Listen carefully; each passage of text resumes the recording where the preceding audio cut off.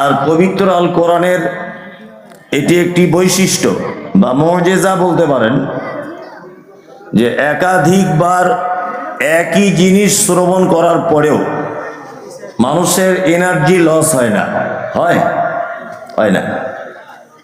আপনাকে প্রতিনিয়ত যদি একটা গান শোনানো হয় ভালো একটা গায়কের, 2 দিন 4 দিন 5 দিন খুব ভালো লাগবে, তারপরে কিন্তু আর ভালো লাগবে না। লাগবে না। আপনি সে আপনার দাদুর হাত ধরে মসজিদে যেতেন, তখন আপনি মসজিদে নামাজ পড়তে পারতেন না, একটু বদমাইশি করতেন, গিয়ে পাখা সুইচ অফ করে দিতেন, তারপরে আরো অনেক বদমাইশি করতেন মসজিদে। তখন আপনার 4-5 বছর বয়স। আপনি তখন থেকে শুনে আসছেন যে ইমাম সাহেব ওই যে নামাজ শুরু করলেই আলহামদুলিল্লাহ রাব্বিল আলামিন। আজ আপনার 70, 75, 90 বছর বয়স, আপনি সেই একই পদ্ধতিতে চলছেন না?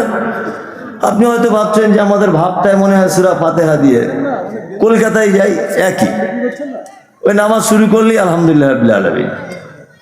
যদি মনে করেন একটু দিল্লি জামে মসজিদে যাই, আলাদা হতে পারে, একই। আপনি 5-6 লক্ষ টাকা খরচা করে হজ করে এলেন, কাবাতেও দেখবেন আল্লাহু আকবার আলহামদুলিল্লাহ রাব্বিল আলামিন। মানুষের তবুও বিরক্তির ছাপ মানুষের মনে আসে না? আসে। এখন কালকে যদি আপনাদের এলাকায়, তো কারো নাম জানি না, হাফেজ মহরম ভাই পরিচয় হলো, উনি যদি কাল থেকে নামাজে সূরা ফাতিহাটা বাদ দিয়ে প্রথমে বাকারা দিয়ে শুরু করে, আচ্ছা বলুন তো ওকে এলাকায় আর বসবাস করার সুযোগ থাকবে? থাকবে না। এরই নাম কোরআনের একটা আশ্চর্য মুজিজা, যে একাধিকবার শুনলেও মানুষের মনে বিরক্তির ছাপ আসে না।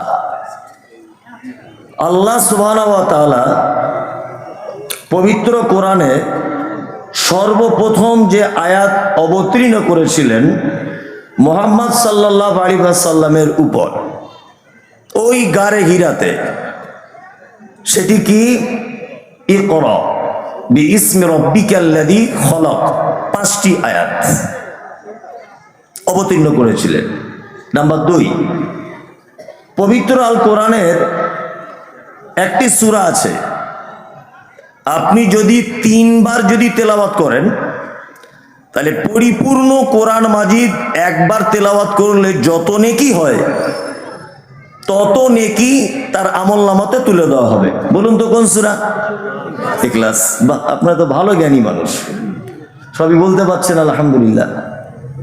আচ্ছা, নাম্বার 3, পবিত্র আল কোরআনে একটি আয়াত রয়েছে, যে আয়াতটি তাওরাতে ছিল না, জাবুরে ছিল না, ইনজিলে ছিল না, কোন সহিফাতেও ছিল না।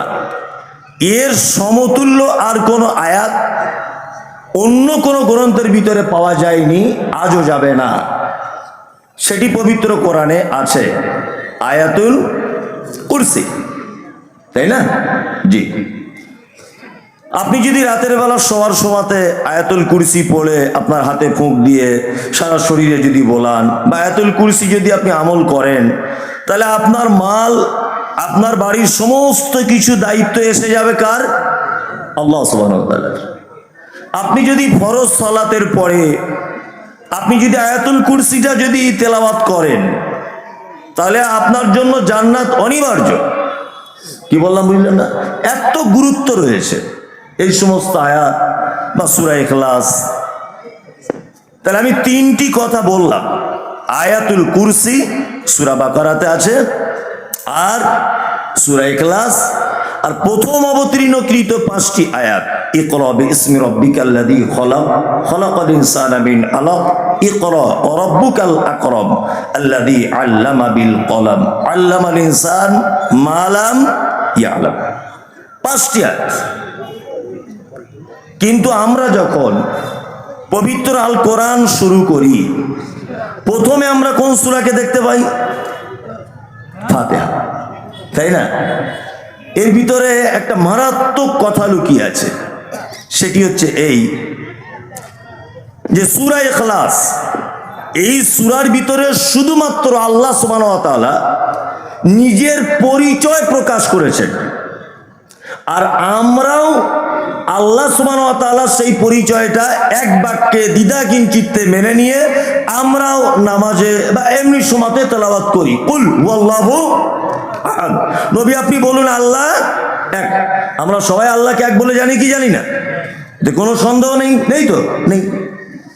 এতে শুধুমাত্র তাওহীদ, শুধু আল্লাহর পরিচয়, এছাড়া আপনি আর কিছুই পাবেন না। নাম্বার 2, সূরা ফাতিহা। এর নাম সূরা ফাতিহা, কিন্তু এর অনেক নাম আছে। আরেকটি নাম হচ্ছে উম্মুল কিতাব, অর্থাৎ কিতাবের কি মা।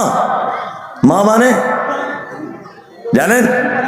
আরবিতে শব্দের অর্থ হচ্ছে কেন্দ্রবিন্দু বা সেন্টার। আপনি যদি সূরা ফাতিহা শেষ পর্যন্ত শোনেন, আলহামদুলিল্লাহ আপনার অনেক উপকার হবে, এবং ভালো লাগবে না লাগবে জানি না, তবে উপকার হবে অনেক, আর অনেক কিছু জানতে পারবেন। আমি ভাঙা গলাতে একটা একটা একটা একটা একটা একটা করে আপনাকে বুঝিয়ে বুঝিয়ে বলার চেষ্টা করবো ইনশাল্লাহ। আরবিতে এখানে সব জ্ঞানী মানুষরা বসে আছে, আপনারা ভাববেন না যে আমরা মনে হয় কিছু জানি না, আর মমতাজুল ইসলাম ফাঁকা মাঠে এসে যা তা বলে দিয়ে চলে গেল। অত সহজ না, আমার চাকা জাম করে দিবে।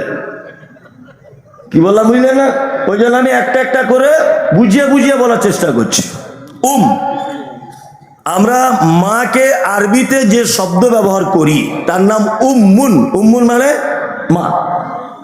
মা এটা আমরা জানি, কিন্তু শব্দের অর্থ হচ্ছে কেন্দ্রবিন্দু বা সেন্টার।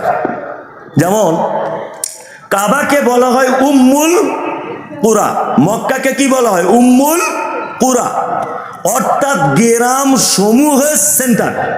সারা পৃথিবীর মানুষ ওখানে হজের টাইমে একত্রিত হয়, এই জন্য কি সেন্টার। আমি মমতাজুল ইসলাম, আমার এক ছেলে এক মেয়ে। আমার ছেলেকে জিজ্ঞাসা করবেন তোমার আব্বার নাম কি? মমতাজুল ইসলাম। আপনি আমাকে জিজ্ঞাসা করবেন, আচ্ছা মমতাজুল তোমার আব্বার নাম কি? আমার আব্বার নাম মোহাম্মদ মোস্তফা। তাহলে আমার বেটা হলো, মোস্তফার পক্ষ থেকে আমি হলাম, তাই তো? আচ্ছা আমার পক্ষ থেকে আমার বেটা হলো, আমার বেটার পক্ষ থেকে আমার পোতা হলো। আপনি যদি আমার পোতা থেকে ব্যাকে আসেন, তাহলে আমার পরিবারের মূল কে? কে? আমার মা। আমার মা না, আমার মা। মায়ের পেট থেকে আমি হয়েছি, তারপরে আমার স্ত্রী পেট থেকে আমার বেটা, আমার বৌমার পেট থেকে হয়েছে আমার পোতা। এইভাবে যদি ব্যাকে আসেন, তাহলে আমার বাড়ির মেন কেন্দ্র কে? আমার মা। আল্লাহ সুবহানাহু ওয়া তাআলা উম্মুল কিতাব বলতে যেটা বোঝাতে চেয়েছেন সেটা হচ্ছে এই, যে পবিত্র আল কোরআনের ভিতরে আল্লাহ সুবহানাহু ওয়া তাআলা যত কথা বলেছেন, যত কথা, তার মূল সারাংশ, তার মূল বিষয়টি আল্লাহ সুবহানাহু ওয়া তাআলা সূরা ফাতিহার ভিতরে লিপিবদ্ধ করে দিয়েছে। আল্লাহু আকবার। যত কথা এর ভিতরে আপনি তাওহীদ পাবেন, আল্লাহর পরিচয় পাবেন, এর ভিতরে ইবাদতের ধরন পাবেন, এর ভিতরে রবের কাছে সাহায্য পাবেন, এর কাছে আপনি যে বান্দা আর সে যে রব, এইটার ডিফারেন্স পাবেন। সব কিছু আপনি এর ভিতরে পেয়ে যাবেন। সূরাটির অনেক নাম আছে, আর একটি নাম হচ্ছে সূরাতুল শিফা। এই সূরাটির নাম হচ্ছে আরোগ্য দানকারী একটি সূরা। কি বললাম বুঝলেন তো? আপনাদের মজার ঘটনা শোনা আছে না হাদিসের, যে সাহাবায়ে কেরামগণ একটা দল রাস্তা দিয়ে হেঁটে হেঁটে যাচ্ছিলেন, ওনাদের কাছে খাদ্য খাবার কিছু ছিল না, সব শেষ। হ্যাঁ, খুব টেনশনে পড়লেন। হঠাৎ করে একটা লোক চলে এলো, এসে বলছে যে তোমাদের ভিতরে কি কেউ কোনো দোয়া জানো? আমাদের মহল্লার একটা লোককে সাপে কামড়িয়েছে, যদি তোমরা কেউ এই দোয়া জানো, সাপে কাটা রোগীকে ভালো করতে পারো। তখন সাহাবায়ে কেরামগণ বললেন যদি ভালো হয়ে যায়, বা আমাদের ভিতরে কেউ একজন জানে, বলছে যদি তোমরা জানো আর ঝাড়ফুঁক করো, তাহলে আমাদের পক্ষ থেকে তোমাদের খাদ্যের ব্যবস্থা করে দেওয়া হবে। এই হাদিসের গল্প শোনেননি? এটা হাদিস। গেলেন, গিয়ে কি পাঠ করলেন? সূরা ফাতিহা পাঠ করলেন, সাপে কাটা রুগীকে ঝাড়ফুঁক করলেন, রুগী ভালো হয়ে গেল। আমার এটা খুব আফসোস হচ্ছে, আমিও সেই দলের একজন। আমাদের পশ্চিম বাংলার কোনো আলেম বা কোনো মানুষ, কোনো আল্লাহওয়ালা লোক একটা সাপে কাটা রুগীকে ঝাড়ুক তো দেখি সূরা ফাতিহা পড়ে। হ্যাঁ, বর্তমান আমাদের যে আমলের জোর, রুগী তো বাঁচবে না, বরং বিষ মাথায় উঠে চটপট চটপট করে মরে যাবে, এই অবস্থা আমাদের। আচ্ছা, এবার আপনাদেরকে একটা কথা বলি, সেই ফাতিহা ১৫০০ বছর আগে, আজও সেইটা আছে না নেই? কথা বলুন। সেই কোরআন মাজিদ আজও আছে না নেই? সেই কোরআনের বাণীগুলো আজও অক্ষত অবস্থায় আছে না নেই? আছে। তাহলে আজকে আর কাজ হয় না কেন? আজকে কাজ হয় না মানে সেই মানের মানুষ নেই। কি বললাম বুঝলেন? আপনাদের এখানে তো চাষবাস করেন, মানুষ চাষবাস করে না? করে। আপনি বেগুন চাষ করেছেন, দেখবেন পোকা লাগছে বেগুনে, পোকা লাগছে না? পোকা লাগছে। পোকা লাগলে আপনি একটা ঔষধ এনে বা কোনো বিষ কীটনাশক এনে আপনি ব্যবহার করছেন, স্প্রে করছেন। তা প্রথম বছরে পোকা মরেছে, তার পরের বছরে দিচ্ছেন, আর পোকা মরে না। তা আপনি দোকানদারকে গিয়ে বলছেন, ভাই আর পোকা মরছে না কেন? বলছে অন্য বিষ নিয়ে যাও। অন্য বিষ, অন্য বিষ দিল, পোকা মরছে। কিন্তু এই ওষুধটা আগের বছরও দিয়েছি, মরেছে, এবছর আর মরছে না, অথচ পোকা একই। গত বছরে যে পোকাটা ছিল এবছরে সেই পোকাই, কিন্তু মাল আর মরে যাচ্ছে না। কারণ কি?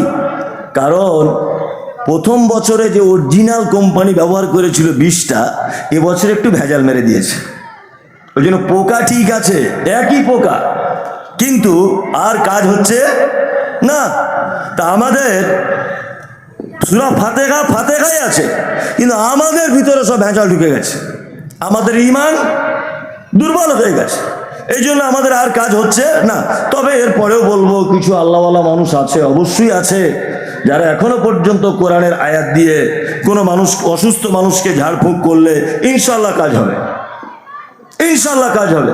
তবে সেই আল্লাহওয়ালা মানুষের সংখ্যা খুব বেশি। বেশি না কম? খুব কম, তাই না? খুব কম। আল্লাহু আকবার। আল্লাহ তুমি আমাদের ঈমানে বারাকা দান করো, আমিন। আচ্ছা, এই সূরাটির অনেক গুণ রয়েছে, তার মধ্যে একটি গুণ আপনাকে বলি। মুহাম্মদ সাল্লাল্লাহু আলাইহি ওয়াসাল্লাম বলেছেন, লা সালাতা লিমান লাম ইয়াকরা বিফাতিহাতিল কিতাব।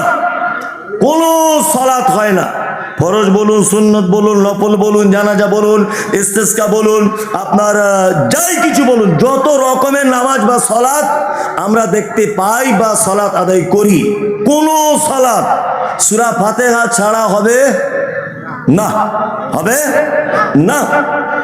সূরা ফাতিহা ছাড়া সালাত কেমন অসম্পূর্ণ?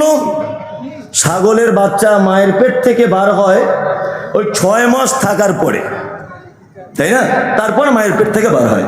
আচ্ছা বলুন তো, কোনো বাচ্চা ছাগল তার মায়ের পেট থেকে যদি 3 মাসে ডেলিভারি হয়, তাহলে ওই বাচ্চাটাকে আর বাঁচানো যাবে?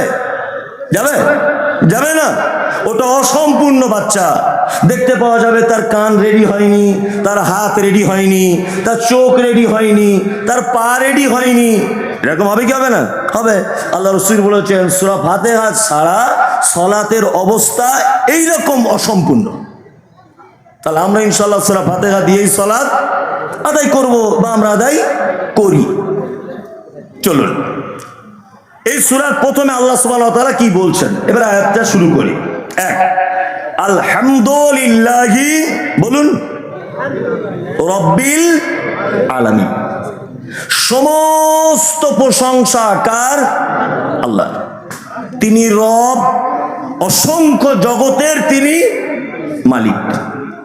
এই যে আলহামদুলিল্লাহ, আল্লাহু আকবার, এই আলহামদুলিল্লাহ শব্দটার ওজন বুঝেন তো? আচ্ছা, কিয়ামতের মাঠে নেকি গণনা করা হবে না নেকি ওজন করা হবে? ওজন করা হবে। আলহামদুলিল্লাহ আপনারা তো বলতে পারছেন, নেকি ওজন করা হবে। তার মানে বুঝতে পারা যায় নেকির কম বেশি ওজনের ব্যাপার আছে, তাই না? আছে। মুহাম্মদ সাল্লাল্লাহু আলাইহি ওয়াসাল্লাম তিনি বলছেন, আলহামদুলিল্লাহ তামলাল মিজান। কেউ যদি দিনে রাতের কিছু অংশে আলহামদুলিল্লাহ শব্দটা যদি ব্যবহার করে, তাহলে তার কিয়ামতের দিনে মিজানের পাল্লাটা অর্ধেক নেকির দিকটা ভারী করে দেওয়া হবে। বললাম বুঝলেন? এই দেখুন আপনাকে একটা জিনিস দেখাই, এটা ধরে নেন মিজানের পাল্লা। এটা কি? মিজানের পাল্লা। এইদিকে গোনা রাখা হয়েছে সুদ খাবার। সুদ তো বেলডাঙ্গার এলাকার মানুষ খায় না, আমি ওটা বাদই দিলাম, ও পাপ আমাদের কারো নেই, আছে?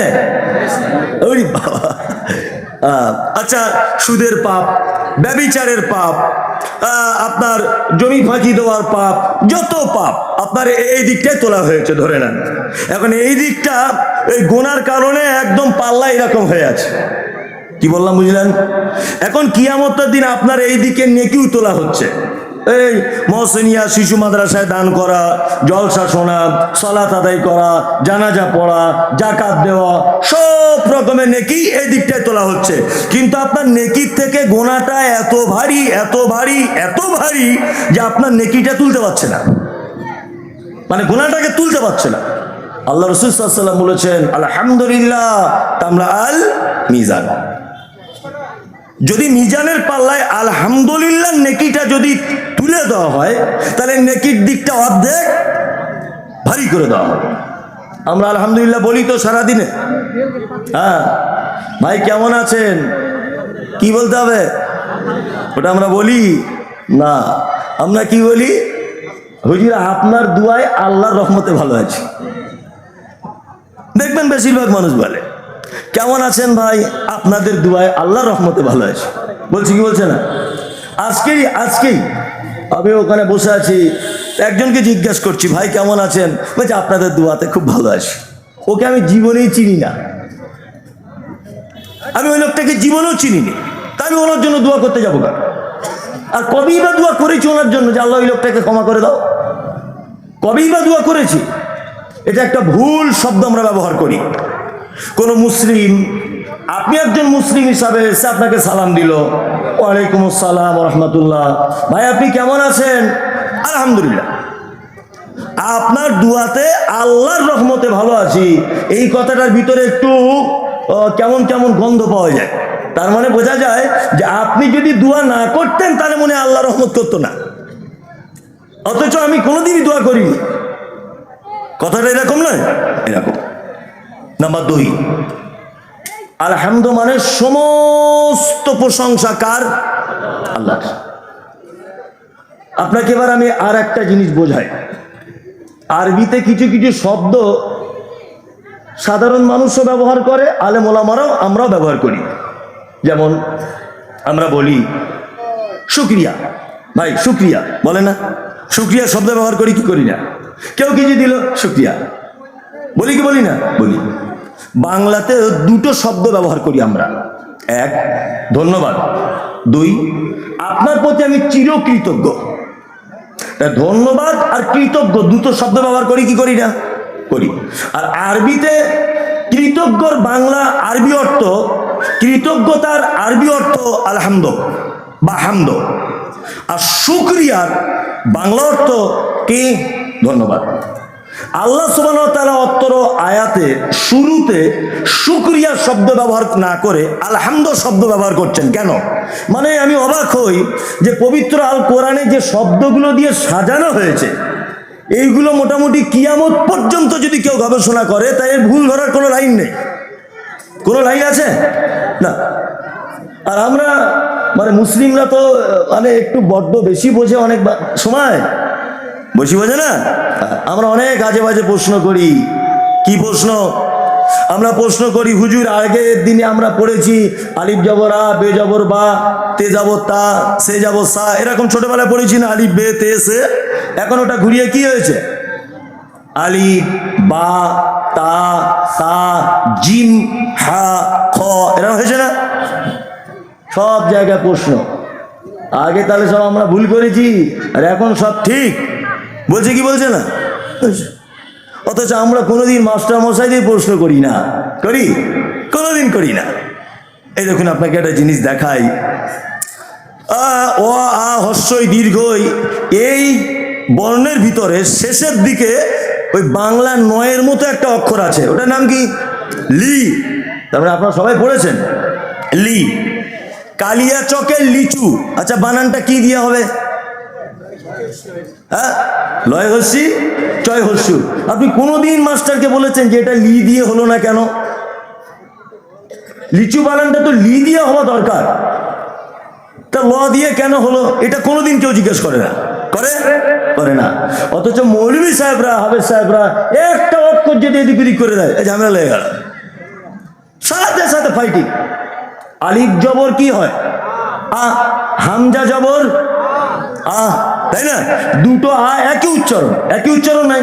তাহলে আল্লাহ সুবহানাহু ওয়া তাআলা দুটো আই তো ব্যবহার করছেন, কোথাও আলিফ দিয়ে ব্যবহার করছেন, আবার কোথাও হামজা দিয়ে ব্যবহার করছেন।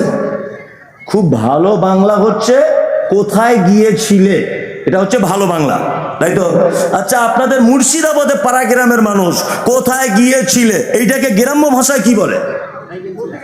হ্যাঁ, কটি গেছিলে, এটা হচ্ছে ঠিক, কটি গেছিলে। একদম চাচাজি ঠিক কথা বলেছেন, এটা বলে কি বলে না? বলে। আচ্ছা বলুন, কোথায় গিয়েছিলে আর কটি গেছিলে, দুটো একই না আলাদা? একই, এর মানে একই বোঝায়, কিন্তু বলতে গিয়ে একটু আলাদা। মুহাম্মদ সাল্লাল্লাহু আলাইহি সাল্লামের কাছে কোরআন অবতীর্ণ করা হয়েছে। আল্লাহ রসুল কখনো তায়েফে গেছেন, খুব বোঝার চেষ্টা করবেন, এগুলো খুব জ্ঞানগর্ভ আলোচনা। কিন্তু আল্লাহ রসুল কখনো তায়েফে গেছেন, এইখানেই বলে কুঠি গিয়েছিলে। আবার নদিয়ার লোক বলে কুথি গেলি, কি বললাম বুঝলেন না? 24 পর লোক বলে কোথায় গেলি। এরকম এলাকা ভিত্তিক ব্যাপার আছে। যে এলাকায় যে শব্দ চলতো, কোরআন অবতীর্ণ হয়েছে ঠিক সেইভাবে। তায়েফের মাটিতে যে শব্দটা হামজা দিয়ে ব্যবহার করা হতো, ওই শব্দটায় মক্কাতে এসে আলিফ ব্যবহার করা হতো। যে শব্দটা অমুক জায়গায় হামজা দিয়ে ব্যবহার হতো, ওই শব্দটায় ও আরেকটা জায়গায় আলিফ দিয়ে ব্যবহার করা হতো। এই কারণে এইগুলো সামান্য ডিফারেন্স হয়েছে। আমরা পাবলিকেরা প্রশ্নর পর প্রশ্ন, অথচ কোনোদিন মাস্টার মশাইকে আমরা কোনো প্রশ্ন করি না। আপনি স্কুলে যান, আজকে কোনো সরকারি স্কুলে যান, ক্লাসরুমগুলো ভাগ করা আছে VI, এরকম X দিয়ে 11 আছে না নেই? আছে। এটা কোন ভাষা? হ্যাঁ, রোমান। তা রোমানের ভাষা ভারতে চলবে কেন? রোমানের ভাষা, আমরা এত বুদ্ধিমান, রোমানের ভাষা দিয়ে ছাত্রদের ক্লাস ভাগ করছি, কোনোদিন প্রশ্ন ওঠে না, কোনোদিন প্রশ্ন নেই, কোনোদিন প্রশ্ন ওঠে না, বা আমরা প্রশ্ন করিও না। কোনোদিন আজ পর্যন্ত কোনো গার্জেন জিজ্ঞাসা করেছেন মাস্টারকে যে হেডমাস্টার সাহেব এই ভাষাটা কি ভাষা, এটা দিয়ে আপনি ক্লাস ভাগ করছেন? কোনোদিন কেউ জিজ্ঞেস করেছেন? না। আলিফ কি করে আলিফ হলো, বে কি করে বা হলো, মৌলভী সাহেবদের ব্যাপারে খুব চুলকানি মানুষের, আছে না নেই? খুব একটুখানিতে চুলকানি শুরু হয়ে যাবে। আমি যে কথা বলছিলাম, যাতে আপনার চুলকানি না হয়, যাতে আপনার অসুবিধা না হয় বুঝতে, ওই জন্য ভেঙে বলার চেষ্টা করছি। এক, শুকরিয়া, আলহামদুলিল্লাহ, এই দুটো কখন কোন সময় ব্যবহার করা হয় এইটা আমাদেরকে আগে জেনে নিতে হবে। এক, আমি এই রাস্তা দিয়ে হাঁটছিলাম, আমার খুব পিপাসা লেগেছে। আমি সভাপতি সাহেবের সাথে দেখা হলো, তা আমি ওনাকে বললাম যে সভাপতি সাহেব আমার খুব পিপাসা লেগেছে, কল খুঁজে পাচ্ছি না। তা উনি বলছেন যে আমার ব্যাগে 1 বোতল পানি আছে, মমতাজুল সাহেব আপনাকে দেবো, দিন। আমি 1 বোতলের মধ্যে অর্ধেক পানি বিসমিল্লাহ বলে পান করলাম। আচ্ছা বলুন তো, উনি আমার চিরস্থায়ী উপকার করলেন না ক্ষণস্থায়ী উপকার করলেন? ক্ষণস্থায়ী। আমি হয়তো ভাতটা পার হয়ে ওই আপনার কি বলবো বেলডাঙ্গাতে গিয়ে পানির বোতল পেয়ে যেতাম, তাহলে উনি ক্ষণস্থায়ী আমাকে সামান্য উপকার করলেন। এর জন্য আমরা বাংলায় কি বলি? ধন্যবাদ বলি কি বলি না? কেউ কিছু দিলে, আপনি কোনো দোকান খুঁজছেন একটা বাজারে, ভাই সালমা ভ্যারাইটি স্টোরটা কোথায়? বলছি ওই ডান দিকের গলিতে ঘুরেই আগে গিয়ে দেখবেন সালমা ভ্যারাইটি স্টোর। আপনি কি বলেন? ধন্যবাদ ভাই বলেন কি বলেন না? তার মানে ক্ষণেকের উপকারের জন্য শব্দ ব্যবহার করি আমরা ধন্যবাদ, যার বাংলা হচ্ছে, আরবি হচ্ছে শুকরিয়া, তাই তো? এইবার থাকছে আলহামদুলিল্লাহ। আমার ছেলে চাকরির পরীক্ষা দিয়েছিল, আমার ছেলে, অরিজিনাল নয়, এটা বোঝানোর জন্য বলছি। চাকরির পরীক্ষা দিয়েছিল, তা সব কিছুই মোটামুটি রেডি, সামান্য একটা জিনিসের জন্য চাকরিটা আটকে যাচ্ছে। এই ভাই সাহেব MLA এলাকার, বোঝানোর জন্য বলছি। তা আমি MLA সাহেবকে গিয়ে বলছি যে আপনি যদি একটা সিগনেচার করে দেন আমার বেটার চাকরি হয়ে যাবে। তা উনি ভালো মানুষ, আল্লাহওয়ালা মানুষ, উনি বলছেন মমতাজ সাহেব আপনি যখন এসেছেন আর ফেরাবো না, ঠিক আছে, ক্যাট ক্যাট ক্যাট ক্যাট করে সইটা করে দিল, আমার ছেলে চাকরি হয়ে গেল। আচ্ছা বলুন তো, ওনার একটা সয়ে আমার ছেলে কতদিন সরকারি সুবিধা ভোগ করবে? মিনিমাম 60 বছর, তাই না? আচ্ছা এইবার বলুন, ওনাকে আমি ধন্যবাদ জানাবো না ওনাকে আমি এই শব্দটা বলবো, আপনার প্রতি আমি চিরকৃতজ্ঞতা প্রকাশ করছি? কোনটা? চিরকৃতজ্ঞতা। মানে এক কথায় সংক্ষিপ্ত ছোট আকারের ক্ষণস্থায়ী উপকার যদি কেউ করে তার জন্য আমরা কি বলবো? শুকরিয়া, ধন্যবাদ। কিন্তু লং টাইম আপনাকে যদি কেউ উপকার করে তার জন্য আমরা কি বলবো? চিরকৃতজ্ঞ প্রধান সাহেব আপনার কাছে আমার। বলবো কি বলবো না? এইবার বলুন, আল্লাহ আপনাকে মানুষ রূপে পৃথিবীতে পাঠিয়েছেন। আমি মমতাজুল ইসলাম, আপনি আশরাফুল, অমুকজন আব্দুল কুদ্দুস, ওর নাম সাইফুল, ওর নাম ফটিক, ওর নাম ফিটু, সবাই আমাদের জন্ম থেকে নিয়ে এই 60 বছর বা 70 বছর বা 50 বছর আপনি বেঁচে আছেন। আচ্ছা বলুন তো, আল্লাহ সুবহানাহু ওয়া তাআলা আমাদের খুব বেশি উপকার করেছেন না অল্প উপকার করেছেন? কি চরম। এই যে অক্সিজেনটা নিচ্ছেন এটা কার? কার? আল্লাহ। আপনার যে চোখের আই পাওয়ার এটা কার? আল্লাহ।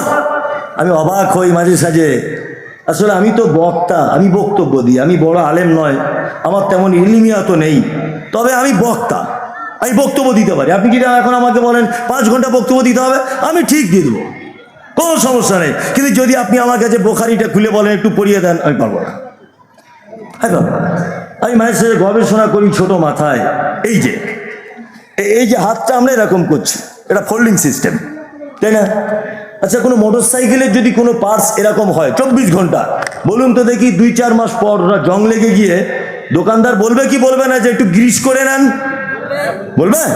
এই যে ফোল্ডিং সিস্টেম, জন্ম থেকে নিয়ে মৃত্যু পর্যন্ত ফোল্ডিং সিস্টেম। এটা কোনোদিন কেউ বলেছে যে একটু খুলে নাট বল্টুটা হালকা একটু গ্রিস মেরে নেন?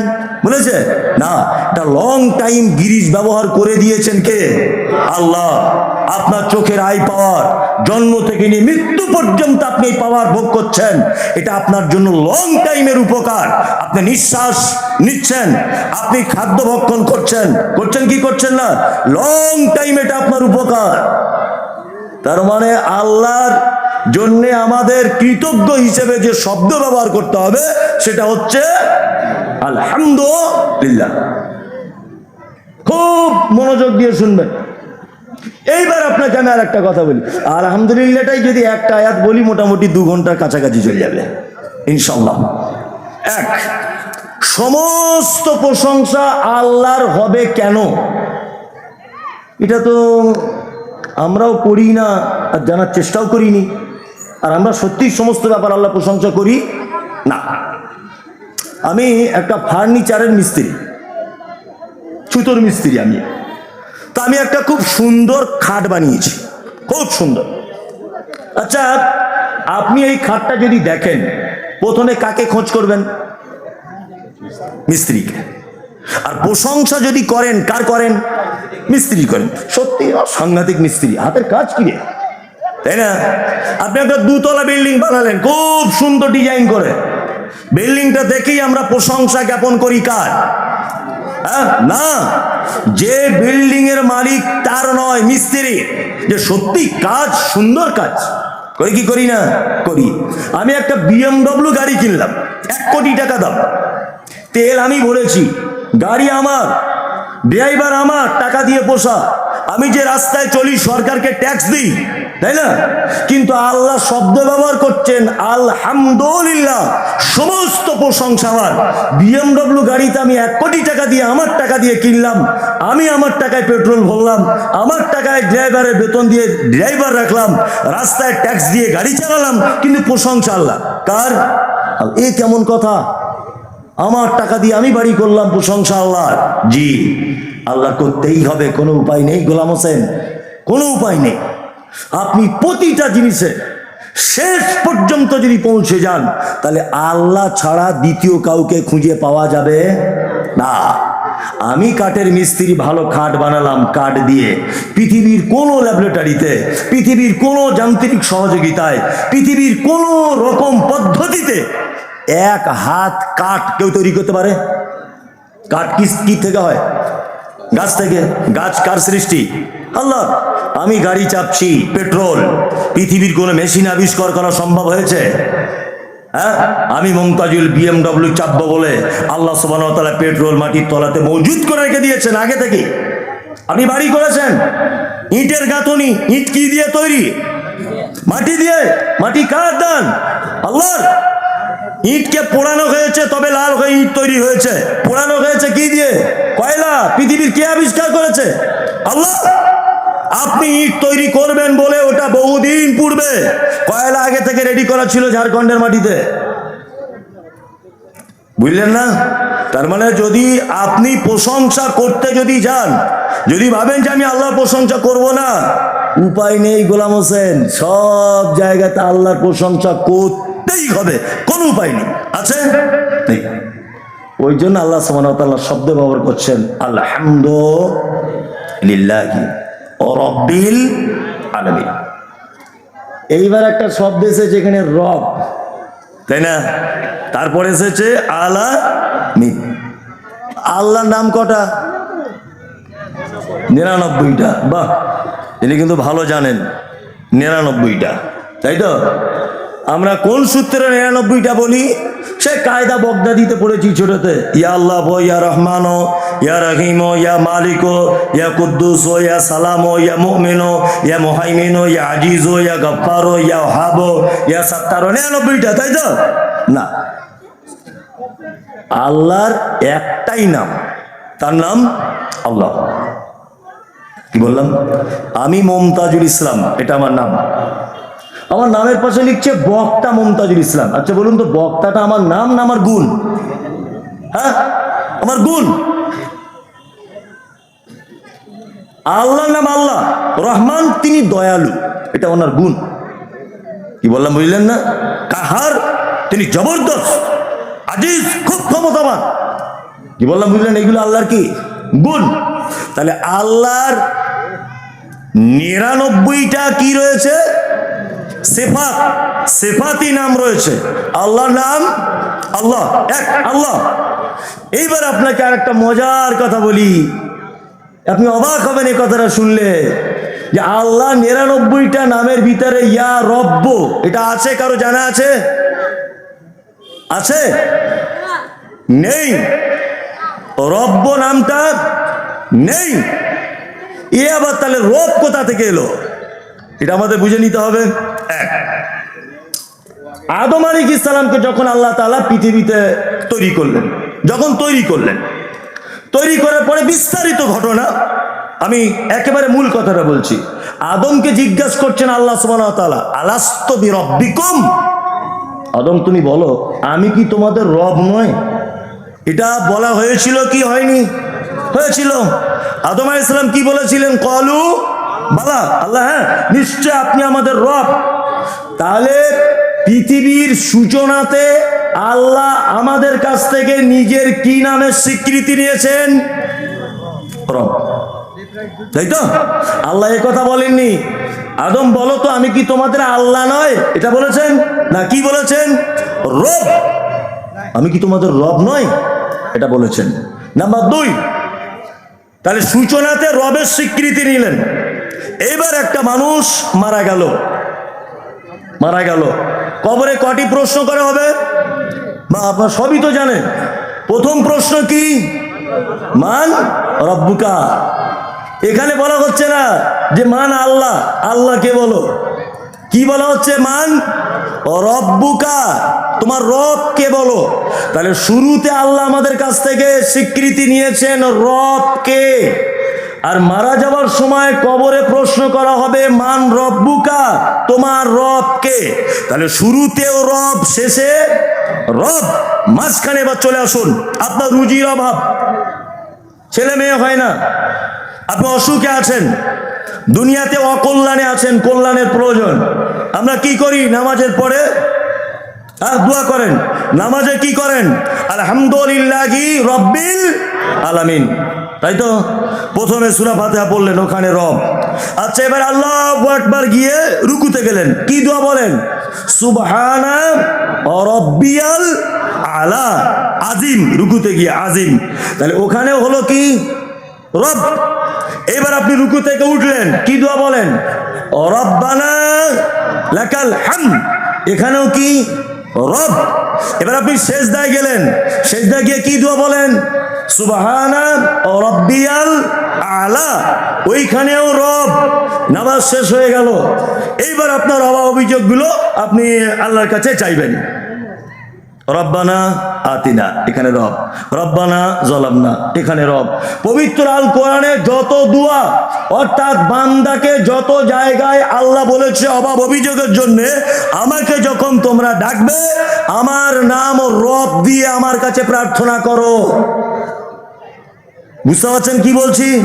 যত জায়গায় দুয়ার ব্যাপারে শব্দ এসেছে, রব্বানা লা তুযিগ কুলুবানা, রব্বানা যালামনা, রব্বানা আতিনা, রব্বানা ফাগফির লানা, রব্বানা, সব জায়গায় রব্বানা রব্বানা রব্বানা। রব আছে না নেই? আছে। এইবার আমাদেরকে জেনে নিতে হবে যে রব এমন কি ইম্পর্টেন্ট আল্লাহ সুবহানাহু ওয়া তাআলার নাম, সব জায়গাতে শুধু রব। এইবার আপনাকে একটা কথা বলি, আল্লাহর 99টা সিফাত টোটালে যা সমস্ত কিছু রবের ভিতরে দিয়ে দেওয়া হয়েছে। রবের বাংলা অর্থ হলো যাহার যেখানে যতটুকুন প্রয়োজন বিনা চাওয়াতে যিনি দিয়ে দেন তিনি কে? রব। তিনি কে? রব। আশ্চর্য ব্যাপার। আচ্ছা, আপনাদের এখানে এই বেলডাঙ্গা এলাকায় মায়েরা মুরগির বাচ্চা ফোটায় না? ফোটায় তো? ফোটায়। আবার মায়েরা দেখবেন চালাকি করে হাঁস আর মুরগির ডিম মিক্স করে মুরগির বাজুর তলাতে দিয়ে দেয়। দেয় কি দেয় না? হাঁসের বাচ্চা হয় 28 দিনে, 22 দিন থেকে 28 দিন। যদি বলছেন আপনি বক্তা লোক, ওটাও জানেন, ওটাও খোঁজ রাখতে হয়েছে। আর মুরগির 18 দিন থেকে 20 দিন, 18 দিন আগে বাচ্চা উঠবে না, 18 দিন থেকে শুরু হয়। তা আমি যুক্তি আর তর্কের খাতিরে মেনে নিলাম যে দুইটা বাচ্চা একই দিনে এসেছে পৃথিবীতে, মুরগির বাচ্চা হয়েছে, হাঁসের বাচ্চা হয়েছে। আচ্ছা, কোনোদিন আপনারা দেখেছেন যে মুরগির বাচ্চা, হাঁসের বাচ্চাগুলো আস্তে আস্তে আস্তে আস্তে 2-4 দিন পর পানিতে নামছে? আচ্ছা, মুরগির বাচ্চাগুলো ওদের সাথে সাথে পানিতে নেমে যাচ্ছে, জীবনে দেখেছেন? হ্যাঁ, দেখেননি। আচ্ছা, ওকে কে বলে দিল যে তুই তাড়াতাড়ি পানিতে নাম আর তুই উপরে উপরে ঘোর? কে শেখালো এটা? কে শেখালো? কে? রব। কে? রব। শুধু এই নয়, আপনাকে আরো একটা কথা বলি। হাঁসের বাচ্চা কোনোদিন তার মাকে বলেছে, মা জীবনে তো বড় পুকুরে কোনোদিন নামিনি, প্রথম একটা সুইমিং পুলে ভর্তি করে দাও, একটু জুত করে সাঁতার কাটাটা শিখি, তারপরে না গিয়ে পুকুরে গিয়ে নামবো? এরকম কোনো ব্যাপার আছে? হ্যাঁ, না। কে শেখালো? কে? রব। গরু বাচ্চা দিয়েছে। আচ্ছা, গরু বাচ্চা দিয়েছে। মানুষের বাচ্চা হলে হাঁটতে সময় লাগে কতদিন? 1.5 বছর। আর গরুর বাচ্চা হলে? হ্যাঁ হ্যাঁ, সকালে হলে উনি বলছেন বিকালে, তারও আগে হাঁটতে শুরু করে না? হ্যাঁ, তাহলে মানুষের টাইম লাগে 1.5 বছর আর গরুর 1.5 মিনিট কেন? ভাবার বিষয় আছে। এই দেখুন, এর নাম রব। আল্লাহ জানে মানুষ খলাকাল ইনসানা ফি আহসানি তাকবীম, তোকে খুব আদর করে বানিয়েছি আমি। তোকে যদি তাড়াতাড়ি করে পা যদি ফিটিং করে দেওয়া হয় তাহলে নানির কোল চাপতে পাবি না, তোর দাদুর কোল চাপতে পাবি না, নানির কোলে উঠতে পারবি না, ফুপুর কোল চাপতে পারবি না। তোকে আমি এত ভালোবাসি, শুধু 1 থেকে 1.5 বছর কোলে করে তোকে ঘুরিয়েছি। আচ্ছা বলুন তো, কোনো বাচ্চা হাঁটতে শিখে গেলে আর কেউ কোলে নিতে চায় সহজে? যতদিন হাঁটতে না পারো সবাই কোলে করে নেয়, নাকি নেয় না? গরু আল্লাহ জানে তোর নানি নেই, তোর দাদি নেই, আর কেউ নেই।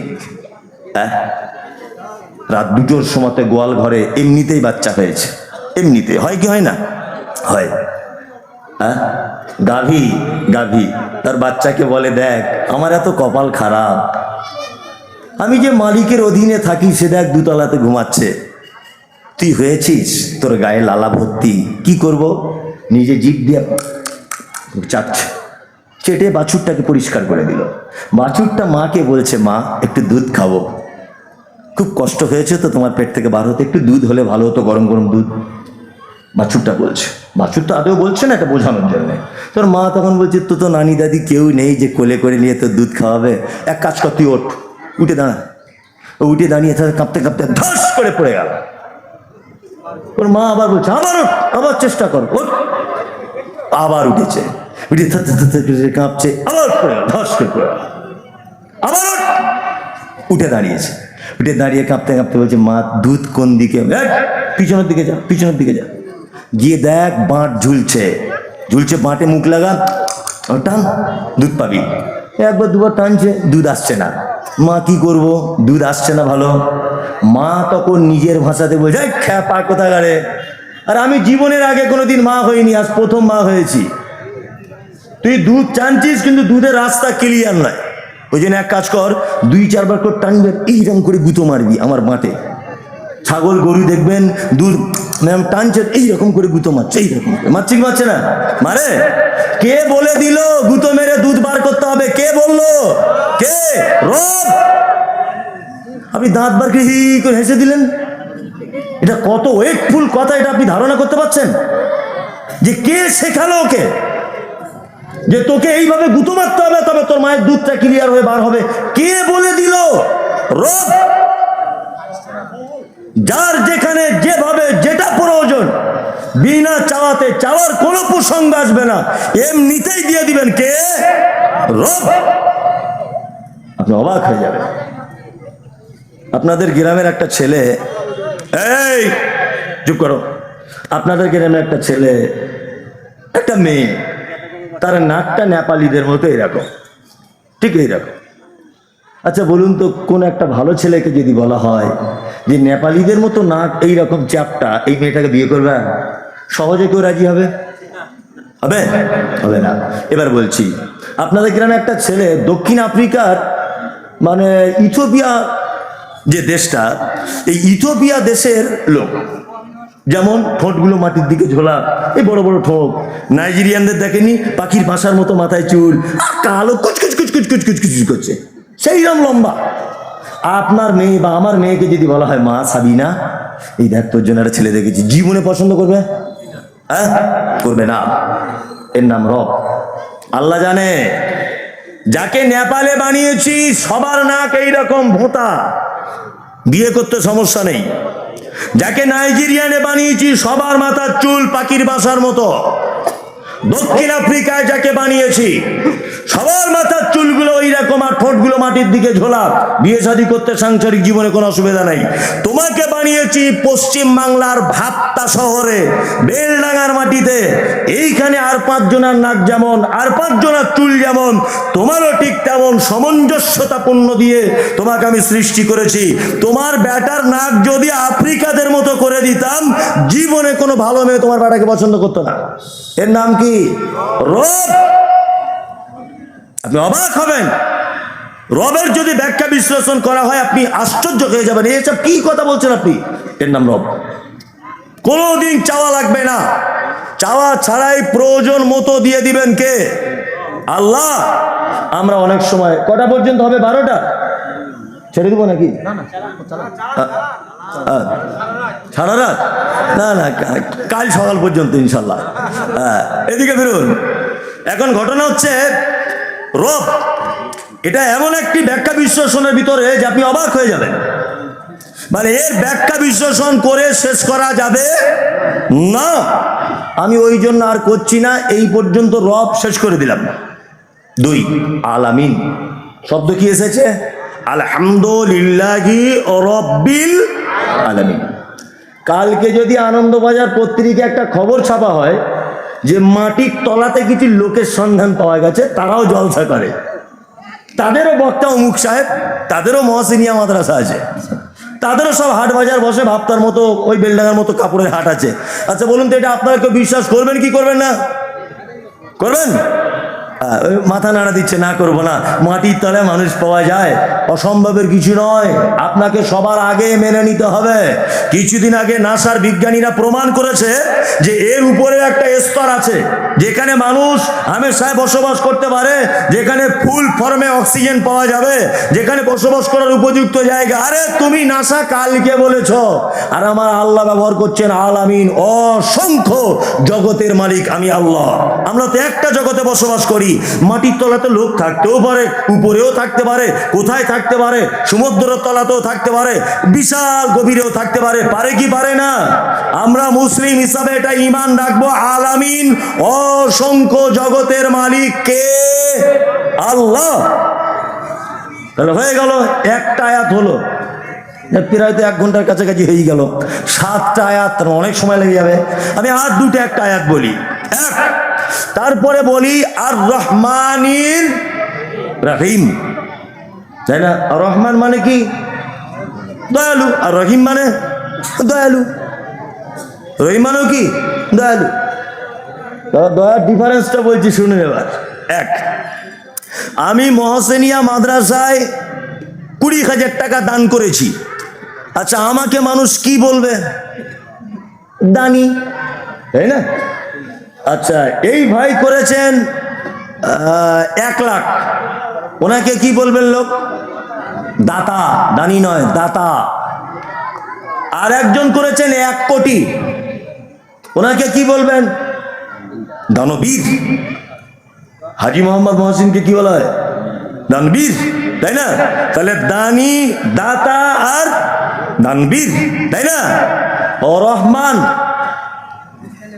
এই রহমানটা এমন এক দয়া যে দানবীরের মতো, যার দানের বা যার দয়ার কোনো শেষ নাই।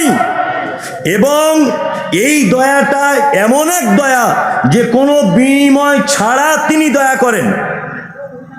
আমি গ্রামের পঞ্চায়েত ভাবতার, আমি এখন রানিং পার্টি করি তৃণমূলে, ধরে না, এখন ঘর এসেছে 20টা, ইন্দিরা আবাসনের ঘর 20টা এসেছে।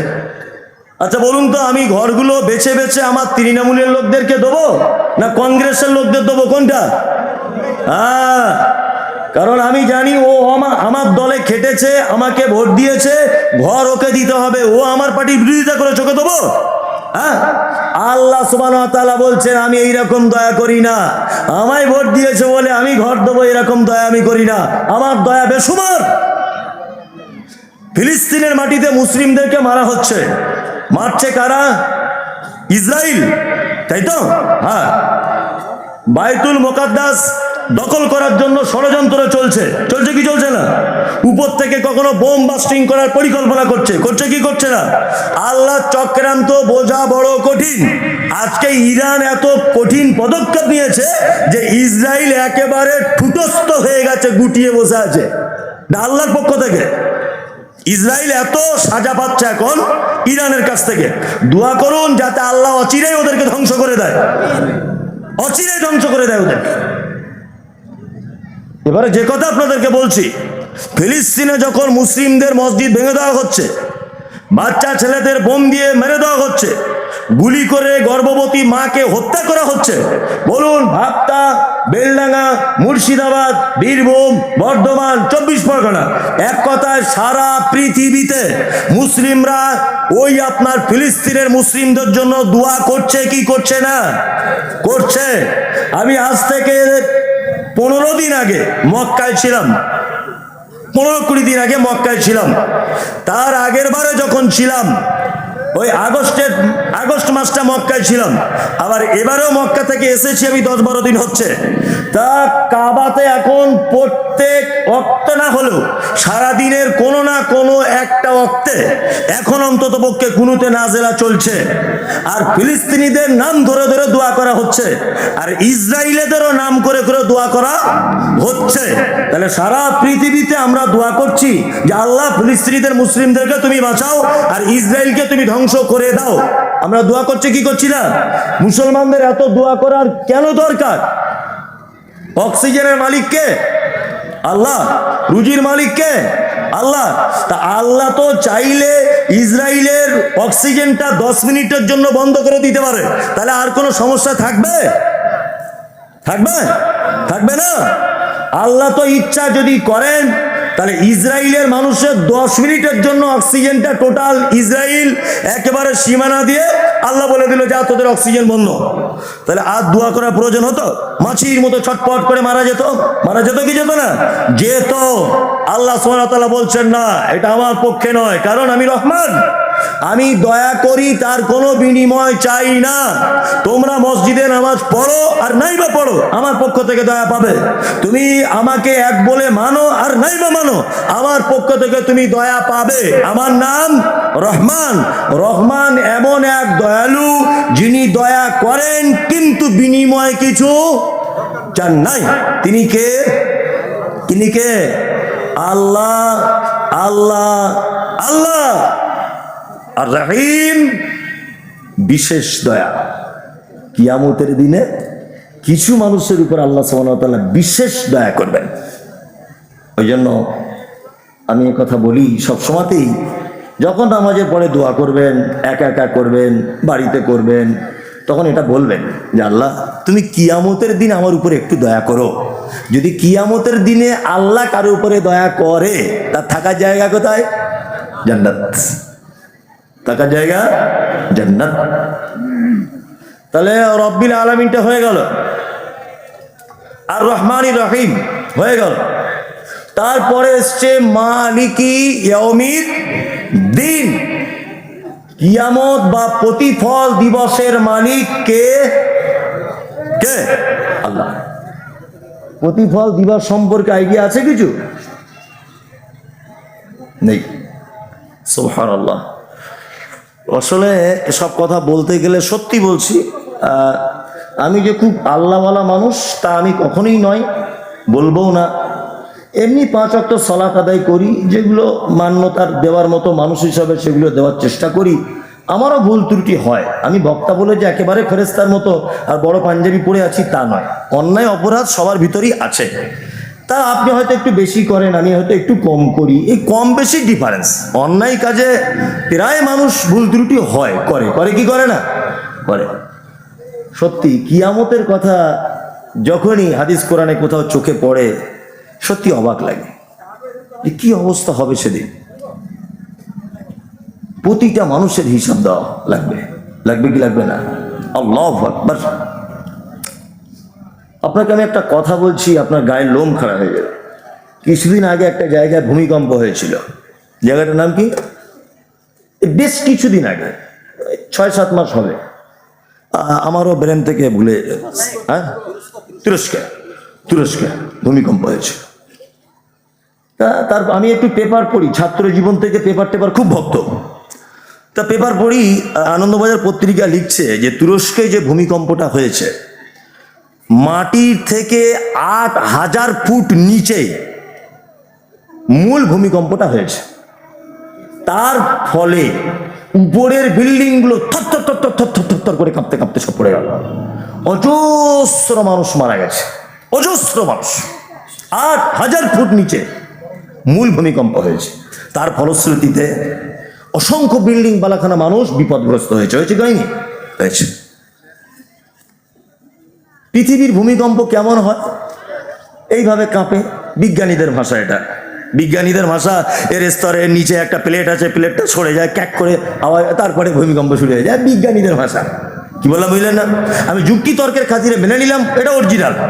বিজ্ঞানীদের ভাষাটা কি? অরিজিনাল ধরে নিলাম। এইভাবে। আর কিয়ামতের দিনের ভূমিকম্প কেমন হবে জানেন? আল্লাহ বলছেন ইজা জুলজিলাতিল আরজু জিলজালাহা ওয়া আখরাজাতিল আরজু আসকালাহা। কিয়ামতের দিবসের ভূমিকম্প বড় কঠিন। ওয়া আখরাজাতিল আরজু আসকালাহা, মাটির তলায় থাকা বস্তু, ভারী জিনিসগুলোকে উপরে তুলে দেওয়া হবে। ঢালাই মেশিনে মাল মশলা মাখা দেখেছেন? বালি দিল, সিমেন্ট দিল, পাথর দিল, উপরের মাল নিচেই, নিচের মাল উপরে। কিয়ামতের দিনে একদম ঢালাই মেশিনের মতো কিয়ামত শুরু হয়ে যাবে। চিকিৎসা বিজ্ঞানীরা বলছেন যে পৃথিবীতে নারী আর পুরুষের ভিতরে সব থেকে বেশি ক্ষমতাশীল, ধৈর্যশীল, তার নাম নারী। পুরুষ বেশি ক্ষমতা রাখে না নারী? নারী। ধৈর্য বেশি কার? নারী। বিজ্ঞানের ভাষাতে হচ্ছে এই যে আপনি যদি একজন মহিলাকে, আপনি যদি একটা পুরুষকে, যদি এই লোকটাকে আমি একটা ঘুষি মারি এই জায়গাটাতে, আবার ঘুষির ওজন যদি 50 ডিগ্রি পর্যন্ত থেমে যায়, তাহলে লোকটা বেঁচে যাবে। আবার ঘুষির ওজন যদি 50 থেকে 52 ডিগ্রি যদি চলে যায়, এই লোকটা যখন তখন মারা যেতে পারে। বিজ্ঞানীদের ভাষা, একটা ঘুষির ওজন যদি 56 ডিগ্রি পর্যন্ত যদি পৌঁছে যায়, একজন মহিলার গায়ে যদি আঘাত করা হয়, আর সে আঘাত যদি 56 ডিগ্রি পর্যন্ত যদি পৌঁছে যায়, অনায়াসে একজন মহিলা জীবিত থাকবে, তার কোনো রকমের অসুবিধা হবে না, কোনো অসুবিধা হবে না। তার মানে একটা পুরুষ ক্ষমতা সহ্য করতে পারে 50 ডিগ্রি পর্যন্ত, কিন্তু একটা নারী ক্ষমতা সহ্য করতে পারে কত ডিগ্রি? 56 ডিগ্রি। চিকিৎসা বিজ্ঞানীদের মন্তব্য হচ্ছে এই যে একটা মহিলার নরমালে বাচ্চা জন্ম দিতে গিয়ে যে কষ্ট হয়, এই কষ্ট যদি কোনো পুরুষ মানুষের হতো, তাহলে শতকরায় 83% পুরুষ মানুষ মৃত্যুবরণ করত। শতকরায় 83% মানুষ মৃত্যুবরণ করতো পুরুষ মানুষ। কিন্তু মহিলা বলি নরমালে বাচ্চা জন্ম দেবার পরে বেঁচে থাকা সম্ভব। আল্লাহ ওদেরকে ওইভাবেই বানিয়েছে। এইবার কোরআনের ভাষা দেখুন কিয়ামতের মাঠ কেমন। আল্লাহু আকবার। আল্লাহ তাআলা বলছেন, ইয়াউমা তারাউনাহা তাযহালু কুল্লু মুরজিআতিন আম্মা আরজাআত ওয়া তাযাউ কুল্লু যাতি হামলিন হামলাহা ওয়া তারান নাসা সুকারা ওয়া মা হুম বিসুকারা ওয়ালাকিন আযাবাল্লাহি শাদীদ। কিয়ামতের মাঠে একজন মা, গর্ভবতী মা, তার পেটে বাচ্চা থাকবে, বাচ্চা নিচের দিক দিয়ে পড়ে যাবে, মা বুঝতে পারবে না যে বাচ্চা কি হলো। পৃথিবীর সব থেকে বেশি ভালোবাসে মা তার সন্তানকে। কিয়ামতের মাঠে একজন সন্তান তার মায়ের আঁচল ধরে বলবে, মা একটু দুধ পান করাও, পিপাসায় কলিজা ফেটে যে একটু দুধ দাও। মা সেদিন তার বাচ্চাকে দুধ পান করাতে ভুলে যাবে। মানুষগুলিকে দেখতে পাওয়া যাবে, মানুষ মদ পান করার পরে যেমন তার কোনো হিতাহিত জ্ঞান থাকে না, সে বউকে খালা বলে ডাকছে, বাপকে চাচা বলে ডাকে, কোনো হিতাহিত জ্ঞান থাকে না, কোথায় কি করে। কোথাও বাস স্ট্যান্ডে দাঁড়িয়ে গিয়ে বলছে রোড আমার বাপের, কোথাও অন্য জেলার সাইকেল চালিয়ে বলছে এটা তো আমারই সাইকেল, তার কোনো হিতাহিত জ্ঞান থাকে না।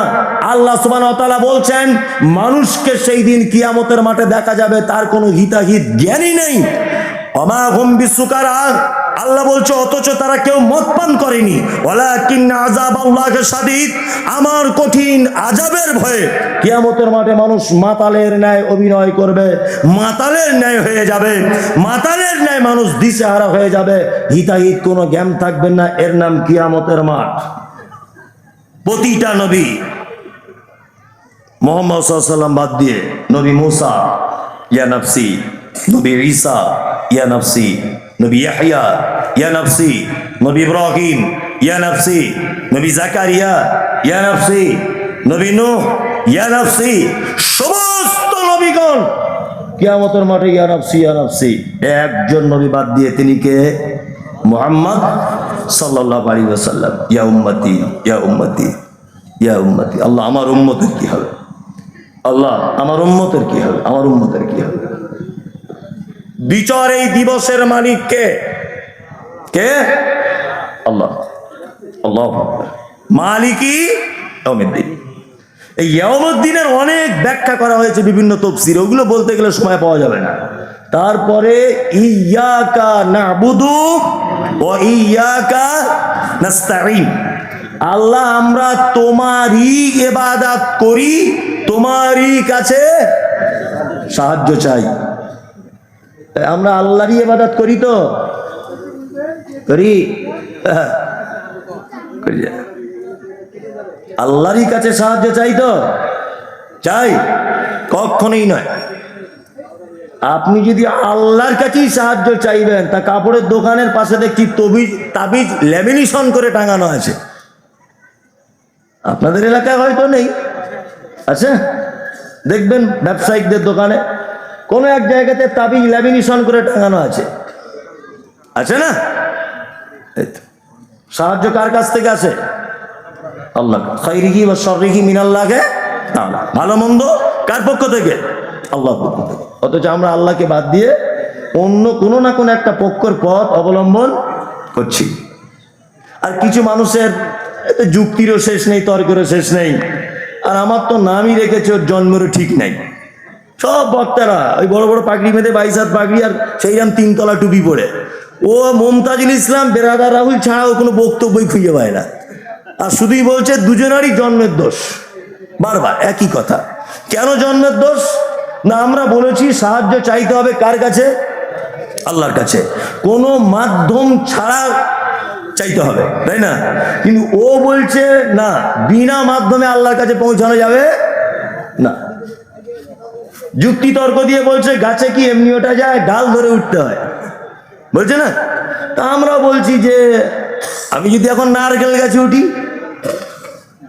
তোর যে গাছে ডাল আছে ও গাছের ধারে পাশেই যাবো না। নারকেল গাছে উঠবো প্রয়োজনে, সুপারি গাছে উঠবো, তাল গাছে উঠবো প্রয়োজনে, তবু তোদের গাছের ছায়া দিয়ে যাবো না। আমরা সাহায্য কার কাছে চাইবো? বিনা কোনো রকমের সাপোর্ট ছাড়াই, তাই না? হ্যাঁ, আপনাদেরকে একটা কথা বোঝানোর জন্য বলছি, বোঝার চেষ্টা করুন তো। আচ্ছা, আমার ছেলে অসুস্থ, আমি চেন্নাই যাব ডাক্তার দেখাতে। আমি জীবনে চেন্নাই চিনি না, ভেলোরে যাচ্ছে আমার ছেলেকে নিয়ে, আমি জীবনেও ভেলোর বুঝি না, আর হিন্দি কথা বুঝি না। এই লোকটা খুব ভালো জানে, হিন্দি বোঝে, ওখানে 4-5 বার গেছে। আচ্ছা, আমি যদি না জানি তাহলে তো আমি একটা লোক সাথে করে নিয়ে যাব, ঠিক কি না? ঠিক। তাহলে জানা না থাকলে তখন দালালের মাধ্যমে তার কাছে যেতে হয়, ঠিক কি না? ঠিক। এবার আপনাকে বলছি, আপনার বাড়ি ভাবতা, আপনার নাম আব্দুল্লাহ। আচ্ছা বলুন তো, এটা আল্লাহ জানা আছে না নেই যে আপনার বাড়ি ভাবতায়, আপনার নাম আব্দুল্লাহ, আর আপনার টাকার খুব দরকার, আপনি খুব বিপদে আছেন, আপনার স্ত্রী অপারেশন হবে? এটা আল্লাহ জানার বাইরে না জানার ভিতরে? কোনটা? জানার ভিতরে। তা আমার সঙ্গে আমার রবের পরিচয় আছে না নেই? আছে। তাহলে আল্লাহ জানার ভিতরে যদি থাকে, তাহলে আমি দালালের মাধ্যমে তার কাছে যাব কেন? হ্যাঁ, আমি দালালের মাধ্যমে যাব কেন? আমি ডাইরেক্ট যাব। আমি একটা এমপির কাছে যাব কোনো একটা কারণে, এমপির কাছে, তার সঙ্গে আমার কোনো পরিচিত নেই। সভাপতি সাহেবের সঙ্গে খুব ভালো পরিচিত, তা ওনার সঙ্গে আমার পরিচিত নেই বলে আমি সভাপতি সাহেবকে বলছি, আপনি যদি একটু বলে দেন তাহলে কাজ হয়ে যাবে। তাহলে পরিচিত না থাকলে দালাল ধরে পৌঁছাতে হয়, তাই তো? তাহলে আমার রবের সাথে আমি আব্দুল্লাহ, আমার পরিচয় আছে না নেই? আছে। তাহলে আমার পরিচয় যখন আগে থেকে আছে, তাহলে আমি দালাল ছাড়া কি করব? রবের কাছে চাইবো। এবার আপনাকে একটা আশ্চর্য কথা বলে দিই। আবু জাহেলকে জিজ্ঞাসা করা হচ্ছে, আবু জাহেল, এই রাত এবং দিনের বিবর্তনের মালিক কে? বলছে আল্লাহ। রাত দিনের পরিবর্তনের মালিক কে? আল্লাহ। বৃষ্টি অনাবৃষ্টির মালিক কে? আল্লাহ। বলছে কে? আবু জাহেল। একজন বেঈমান, মুশরিক, বদমাইশ, বদমাইশের বদমাইশ। সে বলছে রাত দিনের বিবর্তনের মালিক আল্লাহ, রুজির মালিক আল্লাহ, সব ঠিক আছে, মোহাম্মদ মেনে নিলাম, কিন্তু আল্লাহকে ডাইরেক্ট যাওয়া যাবে না তার কাছে। এই 360টা দেব দেবীর মাধ্যমে তার কাছে যাওয়া লাগবে। শুধু এইটুকু জায়গা আমি মানব, আমি ডাইরেক্ট আল্লাহর কাছে যেতে পারবো না। এই 360টা দেব দেবীর মাধ্যমে আমি আল্লাহর কাছে যাব। 360টা দেব দেবীর মাধ্যমে তারা আল্লাহর কাছে চাইতো। কি বললাম বুঝলেন না? তারা ছিল কি? মুশরিক, তাই না? তার মানে আগেকার দিনের মুশরিকরা মাটির ঠাকুর, পাথরের ঠাকুর তৈরি করে তার মাধ্যমে আল্লাহকে ডাকতো, তাই তো? আর বর্তমান মুর্শিদাবাদ, বীরভূম, বর্ধমান, 24 পরগনার মানুষ মরা মানুষ কবরে ঢুকিয়ে দিয়ে তার মাধ্যমে আল্লাহকে ডাকছে। তার মানে ওই মুশরিক আর এই মুশরিকের কোনো ডিফারেন্স নেই। ও উপরে রেখে ডাকছে আর এ ভিতরে ঢুকিয়ে দিয়ে ডাকছে। কি বললাম বুঝলেন না? একই। ও মুশরিক, এও মুশরিক। বলছে জ্যান্ত থেকে, জীবিত থেকে যা পাওয়ার ছিল, মরার পরে পাওয়ার আরো বেড়েছে। আশ্চর্য ব্যাপার না? বলছে জীবিত থেকে যা করেছে করেছে, মরার পরে আরো পাওয়ার বেড়ে গেছে। আচ্ছা বলুন, মরার পরে মানুষ কবর থেকে কোনো কিছু করতে পারে? পারে? আচ্ছা কেউ একজন বিশ্বাস করেন যে হ্যাঁ পারে? না, এইগুলো কে মাথায় ঢোকে না। আমি এত বক্তব্য দিচ্ছি, গত পরশুদিন কালিয়াচকে ধরেছিল আমাকে, মোবাইলে দেখবেন। লাস্টে রাত 12টার সময় এক গাড়ি পুলিশ নিয়ে আমাকে তবে ওখান থেকে বার করে আনে। এই বক্তব্যটাই বলেছিলাম যে মরা মানুষ কবর থেকে কিছু করতে পারে না, অসম্ভব ব্যাপার। মদিনাতে অনাবৃষ্টি, বৃষ্টি নেই, খুব মনোযোগ দিয়ে শুনবেন। মদিনাতে অনাবৃষ্টি, বৃষ্টি নেই। লোকজন এসে হযরত ওমরকে বলছেন যে আপনি তো এখন আমিরুল মুমিনিন, তা আপনি যদি একটু দোয়া করেন তাহলে মনে হয় আকাশ থেকে পানি বর্ষণ হতে পারে। হযরত ওমর বলছেন রাদিয়াল্লাহু তাআলা আনহু, তিনি বলছেন যে আগে অনাবৃষ্টি হলে আল্লাহ রসুল দোয়া করতেন আর আসমান থেকে পানি হতো। এখন তো নবীজি নেই, এখন বেঁচে আছেন কে না নবীর চাচা হযরত আব্বাস রাদিয়াল্লাহু তাআলা আনহু। তোমরা বরং হযরত আব্বাসের কাছে যাও, গিয়ে পানির জন্য বলো। লোকজন সবাই মিলে হযরত আব্বাসের কাছে গেলেন, দুয়ার জন্য বললেন আর বললেন, হে নবীর চাচা, আগে নবীজি দোয়া করলে আসমান থেকে বৃষ্টি হতো, এখন আপনি নবীর চাচা হিসেবে আল্লাহর দরবারে বলুন যদি আসমান থেকে একটু বৃষ্টি হয়। হযরত আব্বাস রাদিয়াল্লাহু তাআলা আনহু তিনি দোয়া করলেন, আসমান থেকে ঝরঝর করে বৃষ্টি ঝরতে থাকলো।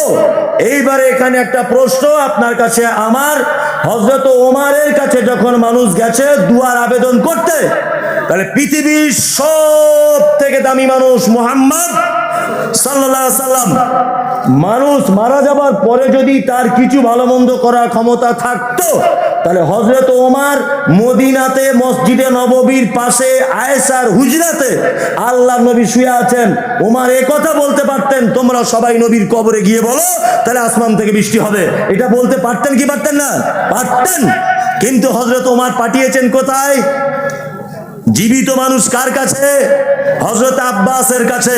তার মানে পৃথিবীর সব থেকে দামি মানুষ মুহাম্মদ সাল্লাল্লাহু আলাইহি ওয়াসাল্লাম, এই মহান ব্যক্তি যদি মারা যাবার পরে কবর থেকে আর কোনো ভালো মন্দ কিছু করতে না পারে, তোমার হুজুরের কত টেম্পার যে মরার পরে নৌকায় করে জান্নাত নিয়ে চলে যাবে, তোমার পাছার চামড়া তুলে দিতে হবে।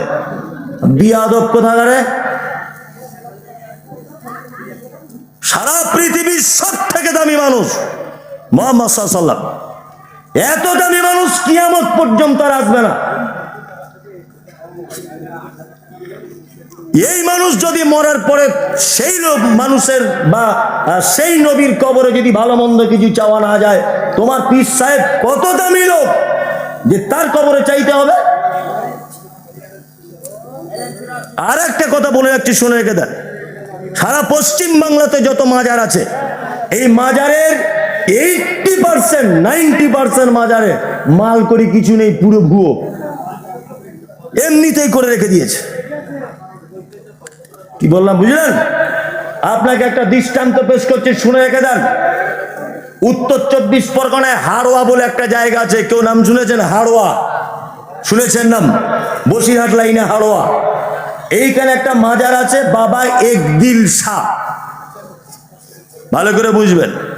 ওই পীর সাহেবের আর একটা মাজার আছে এই বারাসাতের মধ্যে একটা জায়গা আছে, তার নাম কাজীপাড়া, সবাই হয়তো জানেন, বিশেষ করে যারা ব্যবসা বাণিজ্য ফেরি টেরি করেন ওই জায়গাটা বেশি থাকে, কাজীপাড়া। ওখানে একটা মাজার আছে, তারও নাম একদিল শাহ মাজার। আপনি এই রোড দিয়ে এই NH 34 আপনি কলকাতা যাবেন, কলকাতা যাওয়ার আগে বারাসাত পার করে, বারাসাত কলোনি মোড় ডাক বাংলার মোড়টা পার করে ডান দিকে তাকাবেন, ডান দিকে তাকিয়ে দেখবেন রোডের উপরে যশোর রোডের সাইডে একটা মাজার করা আছে, ওই মাজারটার নামও একদিল শাহ। তা মনে মনে ভাবছি একটা পীর মরেছে কত জায়গায়, একটা পীর মরে কত জায়গায়। বলছে না, ঘটনা এইরকম নয়। বলছে কি? বলছে আমাদের পীর বাবা কলকাতায় গিয়েছিলেন নাখোদা মসজিদে কোনো একটা মিটিংয়ে, আসার সময় তখন বাস লরি কিছু ছিল না, বারাসাতে আসার সময় খুব জোরে পেচ্ছাপ পেয়ে গিয়েছিল, হুজুর এখানে বসে পেচ্ছাপ করেছিলেন, ওই জন্য এখানেও একটা মাজার। আর একটু দূরে গিয়ে হুজুর একটু বসে আরাম করেছিলেন, ওখানে একটা মাজার। এইভাবে ও পৌঁছানো পর্যন্ত হুজুর 4 জায়গায় থেমেছেন, 4টে মাজার। 2024 সালের মানুষ এসব বিশ্বাস করে? তাও তো কিছু মানুষ করছে। হ্যাঁ, মরার পরে যদি কোনো ক্ষমতা থাকতো, আল্লাহ নবী সাল্লাল্লাহু আলাইহি ওয়াসাল্লাম বেঁচে থাকা অবস্থায় আল্লাহ রসুলের যত সন্তান সব পৃথিবী থেকে চলে গেছেন, একজন বাদ দিয়ে, তার নাম ফাতেমা রাদিয়াল্লাহু তাআলা আনহা। তিনি মারা গেছেন আল্লাহ রসুল মারা যাবার 6 মাস পরে। কি বললাম বুঝলেন? এইবার একটা চমৎকার কথা বলি। ফাতেমার ছেলে কটা? 2, হাসান আর হোসাইন। শহীদ করা হয়েছিল কুফা শহরে। কাকে? হোসাইনকে, তাই না? আল্লাহ রসুল নাতিকে খুব বেশি ভালোবাসতেন কি বাসতেন না? বাসতেন। তা যখন কুফা শহরে, বাগদাদের কুফা শহরে হোসাইনকে হত্যা করা হচ্ছে, তার আগে নানা একটু কবর থেকে বলে দিতে পারেননি, ওই হোসাইন ওখানে যাস নি ভাই, ওখানে গেলে তোকে হত্যা করে দিবে? এটা নবীজি বলতে পারতেন কি পারতেন না? পারতেন। কিন্তু তিনি বলেছিলেন ইয়েস নো, বলেননি। তার মানে নবীজি যদি নিজের নাতি হাসানকে আগে থেকে যদি সাবধান না করে দেয়, তাহলে তোমার পীর সাহেব কত দামি যে কবর থেকে তোমার উপকার করবে। আল্লাহ নবী সাল্লাল্লাহু আলাইহি ওয়াসাল্লামের সাহাবী নাম তার হযরতে ওমর। আল্লাহ রসুল যে ওমরের ব্যাপারে বলেছেন, আমি মিরাজের রাত্রিতে গিয়ে জান্নাতে একটা সুন্দর বিল্ডিং দেখলাম। আমি জিজ্ঞাসা করলাম বিল্ডিংটা কার? তা জিবরিল আমিন বলছেন এটা হযরত ওমরের বিল্ডিং। কার বিল্ডিং? হযরতে ওমরের বিল্ডিং। এটা এত সুন্দর বিল্ডিং। আল্লাহ রসুল ওমরকে খুব বেশি ভালোবাসতেন। রাসূল সাল্লাল্লাহু আলাইহি ওয়াসাল্লাম বলেছেন, আমার পরে যদি কেউ নবী হয় হতো কে? হযরতে ওমর। উনি ছিলেন বিচক্ষণ একজন সাহাবী, তাই না? হযরত ওমরের রায়ের ব্যাপারে আয়াত পর্যন্ত অবতীর্ণ হয়েছে মুনাফিকদের জানাজা সালাত সংক্রান্ত সূরা তাওবাতে। কি বললাম বুঝলেন? হযরত ওমর সব থেকে আল্লাহ রসুলকে বেশি ভালোবাসতেন, তাই না? হযরত ওমরকে মারা হয়েছিল কোন অবস্থায় জানা আছে? নামাজ সালাতরত অবস্থায় পিছন দিক দিয়ে তার পেটে ছুরি ঢুকিয়ে দেওয়া হয়েছিল। তা আল্লাহ রসুল একবার কবর থেকে বললেন, ওমর তো আমি খুব ভালোবাসি, আমি তোমার জন্য জান্নাতে একটা ঘর দেখে এসেছি ওমর, তুমি নামাজ পড়তে যেও না, এখনই তোমার পেটে ছুরি ঢুকিয়ে দেবে। এটা আল্লাহ রসুল বলতে পারতেন না? পারতেন, কিন্তু তিনি বলেননি। তার মানে পৃথিবী থেকে মানুষ মারা যাবার পরে তার আর ভালো মন্দ কোনো কিছু করার কোনো ক্ষমতা থাকে না। তার মানে সারা পৃথিবীতে যারা দাবি তুলছে যে মৃত মানুষের কাছে চাওয়া যাবে, তাদের মাধ্যমে চাওয়া যাবে, এই মুমতাজুল ইসলাম বলছি এরা পচা মূর্খ, পচা মূর্খ। এদের মাথাতে টাটকা গোবর ভরা আছে, এড়ে গরুর গোবর, কিচ্ছু বুঝে না। আল্লাহ রাসূল বাঁচাতে পারছেন না ওমরকে, নিজের নাতি হুসাইনকে। কি আশ্চর্য ব্যাপার। বলছি অমুক জনার ওসিলা দিয়ে দোয়া করতে হবে। হ্যাঁ, ওসিলা দিয়ে দোয়া করুন। আপনি আপনার ভালো কাজের ওসিলা দিয়ে কি করতে পারেন? দোয়া করতে পারেন। ওই যে 3 জন লোক পাহাড়ের ভিতরে আটকে গেছে, গুহার ভিতরে উপরে একটা পাথর এসে ঢেকে দিয়েছে, শুনেছেন না? হ্যাঁ, বানি ইসরাইলের ঘটনা। হ্যাঁ, তারা কি করে উদ্ধার হলো? একজন আরেকজনকে বলছে, ভাই যদি জীবনে কোনো ভালো কাজ করে থাকো তাহলে একবার আল্লাহকে স্মরণ করো, আল্লাহ নিশ্চয় ভালো করে দেবে। একজন বলছেন যে আল্লাহ আমার চাচাতো বোন অপরূপ সুন্দরী, সে আমাকে জেনার জন্য আহ্বান করেছে, আমি সেই কাজে আগিয়ে গিয়েও আমি বলেছি না আমি করতে পারবো না, আমি আল্লাহকে ভয় করি। পাথরে একটা পাট ফাঁক হয়ে সরে গেল। তার মানে আপনি যদি কখনো বিপদে পড়েন, আপনার নিজের কিছু ভালো আমলের কথা আপনি আল্লাহর কাছে পেশ করতে পারেন। আপনি বিপদে পড়েছেন, আপনি এইরকম ভাবে বলুন, আল্লাহ মহসিনিয়া মাদ্রাসায় মুমতাজুল প্রধান বক্তা হিসেবে এসেছিল, সেদিন আমি 10,000 টাকা দান করেছিলাম, এটা শুধু তোমার জন্য করেছিলাম। তুমি যদি আমার এই বিপদ থেকে বাঁচাও তাহলে এই দানের বিনিময়ে তুমি আজকে আমার উপর একটু দয়া করো। এইটা আপনি বলতে পারেন, কোনো সমস্যা নেই। কিন্তু আপনি যদি বলেন অমুক জায়গার হুজুরের ওসিলা দিয়ে আল্লাহ ক্ষমা করে দাও, ক্ষমা তো হবে না, মরার পরে চামড়া তুলে দিবে। কি বললাম বুঝলেন না? একদম নয়, খুব সাবধানে থাকবেন। জি, 12টা বাজে। কমিটি আমি বুঝতে পারছি আদায়ের কথা বলছে, কিন্তু আমি তো প্রতিদিনের প্রোগ্রাম, আমি আদায়ের কথা বললি 10 মিনিটে সব লোকগুলো পালাবে। এটা আমার প্রতিদিনের কাজ, কারণ সবাই তো জানে প্রধান বক্তাই শেষ, এরপরে আর কেউ নেই, আদায়ের কথা বলছে চল বাড়ি চল। বরঞ্চ আমি সাপ ব্যাং যাই বলছি লোকগুলো বসে আছে। হ্যাঁ হ্যাঁ, তাহলে আর একটুখানি বলে দিই 2-4 মিনিট, তারপরে আমি আদায়ের কথা বলছি। 2-4 মিনিট আমাকে কমিটির পক্ষ থেকে সময় দেওয়া হবে। তাহলে এতক্ষণ পর্যন্ত আপনাদেরকে বললাম ইয়াকা নাবুদু ওয়া ইয়াকা নাস্তাইন। আমরা ইবাদত শুধু কার জন্য করব? আল্লাহ। আর সাহায্য শুধু এককভাবে কার কাছে মাধ্যম ছাড়া চাইবো? আল্লাহর কাছে। ইহদিনাস সিরাতাল মুস্তাকিম। আল্লাহ তুমি একটু আমাকে সহজ পথ দেখাও। কেমন সহজ পথ? সিরাতাল্লাযিনা আনআমতা আলাইহিম, তুমি যাদের উপরে রাজি হয়েছো, খুশি হয়েছো। গায়রিল মাগদুবি আলাইহিম ওয়ালাদ-দাল্লিন, তাদের পথে আমাদেরকে ছাড়িয়ে দিও না যাদের উপরে তুমি অখুশি, যাদের উপরে তুমি রেগে আছো, যাদের পথ ভ্রষ্টতা, আল্লাহ তুমি সেই পথে আমাদেরকে চালিত করো না। এরপরে আমরা কি বলি? আমিন। গায়রিল মাগদুবি আলাইহিম ওয়ালাদ-দাল্লিন কি বলি? এই জায়গায় বেশ চমৎকার চমৎকার কয়েকটা ব্যাখ্যা বিশ্লেষণ ছিল, কিন্তু রাত্রিতে এখন বাজে 12টা। কি বললাম বুঝলেন? ওই জন্য আমি আর আগিয়ে যাচ্ছি না, আমি আমার গাড়ির গতি আস্তে আস্তে পিছিয়ে নিয়ে যাচ্ছি। আমি চমৎকার করে আর একটা কথা আপনাদেরকে বলে দিই, ইহদিনাস সিরাতাল মুস্তাকিম। আল্লাহ তুমি আমাদেরকে সঠিক পথ দেখাও। এটা আমরা বলি কি বলি না? 365 দিন নামাজে বলছেন, কবুল হচ্ছে? হচ্ছে না। শুধু দোয়া করে নিজেকে পরিবর্তন করা যাবে না। আমি মূর্খ, পচা মূর্খ, লেখাপড়া জানি না। আমার আব্বা দোয়া করছে, আল্লাহ আমার বেটাকে মমতাজুল ইসলামকে ভাবতা শিশু মাদ্রাসার হেড মাওলানা করে দাও। খুব দোয়া করছে। আমার মা দোয়া করছে, আমার ছেলেকে ওই অমুক হাই স্কুলের প্রধান শিক্ষক করে দাও। জীবনে কবুল হবে দোয়া? হবে না। তাহলে এই দুয়ার পাশাপাশি আমাকে শিক্ষা অর্জন করতে হবে, তারপরে কবুল হবে, তাই তো? তা আমরা সারা জীবন যদি বলি ইয়াকা নাবুদু ওয়া ইয়াকা নাস্তাইন, ইহদিনাস সিরাতাল মুস্তাকিম, আল্লাহ সহজ পথ দেখাও, সহজ পথ দেখাও, জীবনে সহজ পথ দেখা পাবেন না। আমাদেরকে দেখতে হবে কারা কারা এই সহজ পথে ছিল, তাদের মতো করে জীবন গড়তে হবে, তাহলে সহজ পথ পাওয়া যাবে। আমরা সাহাবীদের চরিত্রের দিকে দেখব, তাই না? হ্যাঁ, আমরা নবীদের চরিত্রের দিকে দেখব, তাহলে সহজ পথ পাবো ইনশাআল্লাহ। রাত্রি অনেক হলো, 12টা বাজে। মাদ্রাসাটি আলহামদুলিল্লাহ আরবি জেনারেল সব শিক্ষার সমন্বয়ে খুব সুন্দর একটি পরিবেশ তৈরি করে প্রতিষ্ঠানটি চালানো হচ্ছে। দয়া করে আপনারা কেউ যাবেন না, একটু বসে যান। ওই জন্য আমাকে বারবার বলা হয়েছে, এখনো বলা হচ্ছে যে আদায়ের দিকে কিছু বলুন।